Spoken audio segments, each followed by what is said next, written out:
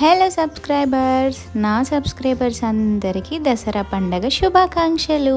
ఇవాళ దసరా పండగ కదా, మన తెలంగాణలో దసరా పండగకి సుక్క ముక్క ఉండాల్సిందే కదా. అందుకని ఇవాళ దసరా పండగ స్పెషల్ గా మేమైతే బోటి కర్రీ వండామండి. బోటి కర్రీ ఎలా చేయాలో ఈ వీడియోలో అయితే చూసేయండి. ముందుగా కడాయిలో ఆయిల్ అయితే హీట్ చేసుకొని అందులో ఉల్లిపాయలు, పచ్చిమిర్చి, పుదీనా అయితే వేసుకొని వేయించుకోవాలి. అవి వేగిన తర్వాత అల్లం వెల్లుల్లి పేస్ట్ కూడా వేసుకొని పచ్చివాసన అయితే పోవాలండి. అల్లం వెల్లుల్లి పేస్ట్ బోటి కర్రీకి కొంచెం ఎక్కువ పడుతుంది. ఇది వేగిన తర్వాత అందులో అయితే పసుపు వేసుకోవాలండి. ఆ పసుపు అంతా వేగిన తర్వాత ఫ్రెష్ గా కడిగి పెట్టుకున్న బోటిని అయితే వేసుకోవాలి. ఇందులో నల్లెడ కూడా ఉంది, ఆ నల్లెడ కూడా వేసాము.